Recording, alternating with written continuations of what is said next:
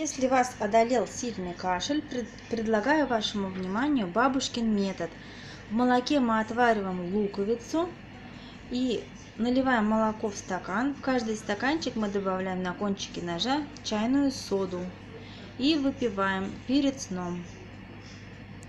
Очень помогает от сухого кашля. И когда температура и кашель, очень хорошо ребенку она и температуру снизит, и кашель остановит. Молоко начинает у меня закипать.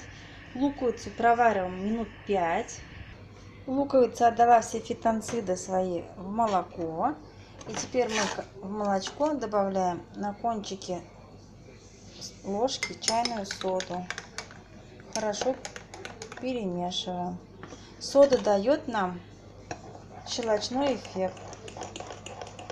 И мокрота хорошенько выходит. Это при сухом кашле очень хорошо помогает. Будьте здоровы, подписывайтесь на мой канал, ставьте лайки. Пока-пока!